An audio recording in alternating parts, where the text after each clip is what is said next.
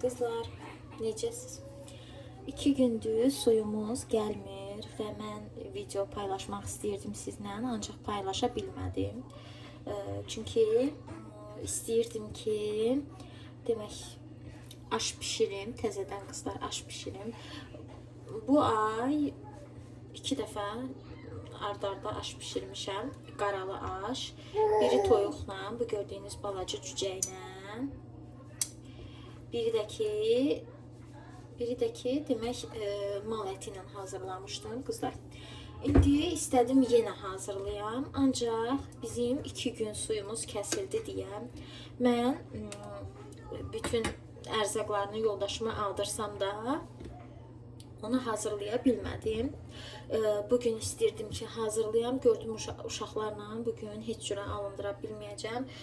Cücəni də çıxartmışdım. Mən də ona görə düşündüm ki, eybi yox. Hələ indi sizə şabalıdı da göstərəcəm. Şabalıdına qədər, düyüsünə qədər, yenə aşqarasına qədər yoldaşıma aldırmağıma baxmayaraq bunları qəşəng təmizləyəcəm.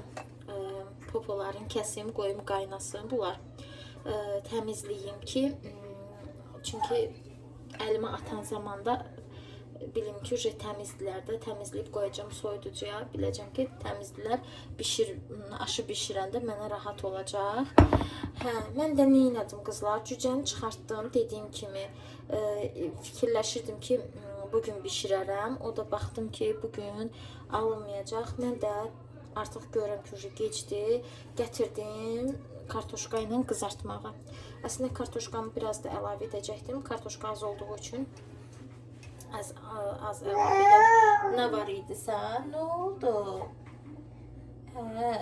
Burada da Rinat sizə salam göndərir, xalalarım. Kartoşka az olduğu üçün qızlar gətirdim. Demək, nə var idisə onu doğradım. Çolpanı qəşəng bu balaca cücəni doğradım, yudum. Baxın. Doğradım, yudum qızlar. Kartoşkanı da elə elədim. Sonra buna yağ tökmüşəm, duz tökmüşəm, yaxşı da qarışdırmışam. Və bunu elə eyni tavada da birinci ağzı açıq şəkildə qızardacağım. Hər tərəfi qəşəng qızarsın, yəni normal qızarmaqda dəhşətlə quru yox. Qızardandan sonra da qapağını örtəcəm, qoyacağım bişməyə. Desəz ki, bişərmi? Bəli, bişir.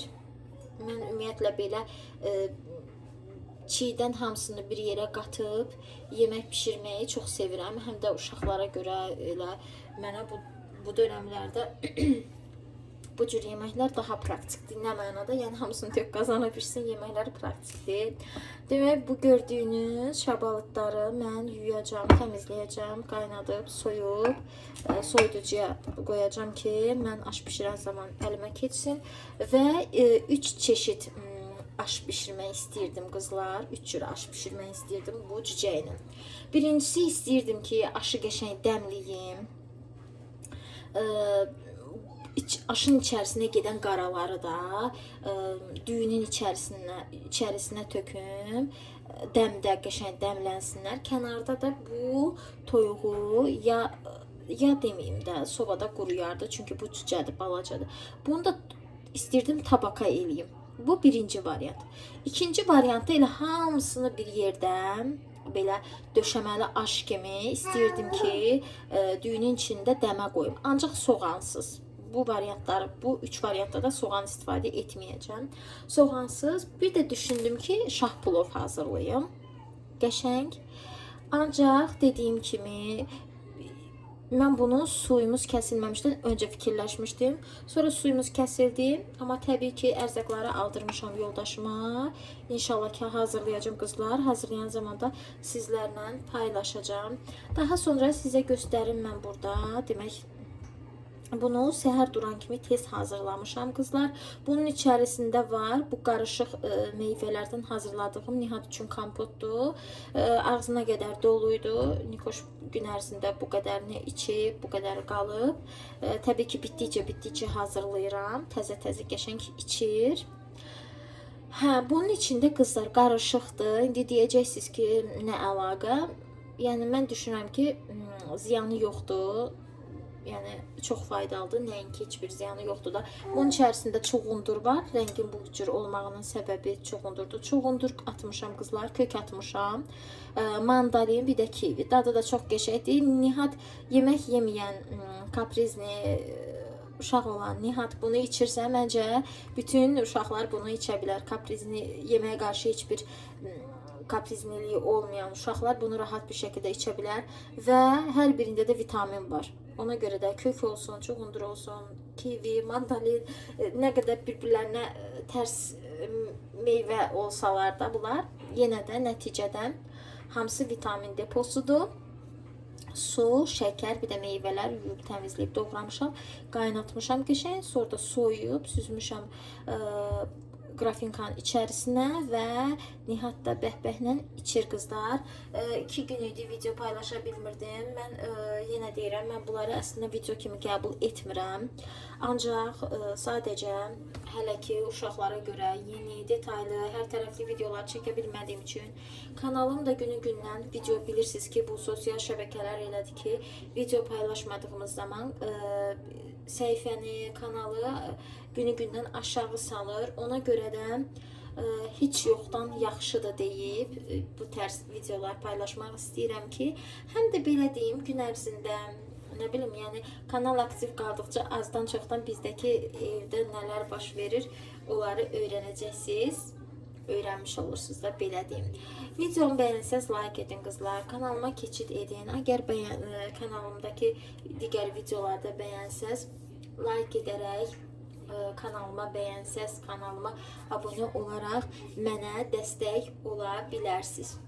Belə, siz necəsiz, neyinirsiniz? Havalar yavaş-yavaş düzəlir, bəzən buludlu olur, bəzən yağışlı olur, bəzən də elə gözəl bir yaz havası olur ki, heç demərsən ki, fevral ayıdır. Düzdür, biz elə Bakı ilə çox şaxta soyuq görmür. Əslində çox şaxta soyuq da lazım deyil. Mən elə çox şaxta soyuq da sevmirəm. Mənim ən sevdiyim fəsil qızlar yaz fəslidir. Çünki nə çox isti olmur, nə də çox demək qaynar, daha doğrusu nə çox soyuq olmur, nə də çox isti olmur. Qəşəng qaydasında olur və mən bu havanı çox sevirəm. Və siz hansı havanı sevirsiniz? Yazın yorumlarda. Qızlar, belə videolarımı bəyənirsinizmi? Yenə deyirəm, mən bunları videodan hesab etmirəm. Sadəcə kanalım YouTube görsün ki, mənim kanalımda paylaşım gedir. Kanalım paylaşım etməyə davam edir. Onun üçün paylaşıram. İnşallah Allahın köməkliyi ilə, Allahın izni ilə, Allah deyən olsun, xeyirlisi ilə vaxt gəlsin, zaman gəlsin. Mən də rahat-rahat əvvəl necə çəkirdimsə, necə paylaşırdımsa videolarımı sizlə, elə də paylaşmağa davam edim inşallah. İndi mən bunu qoyum qəşəng bişsin qızlar. Bu bişməkdə olsun. Təbii ki, bir də buradan danışım, deyirəm, filan şeyi filan edəcəm, filan şeyi. Amma təbii ki, mən onları eləyənə qədər 100 dəfə uşaqlar mənim əlimi dayandırır.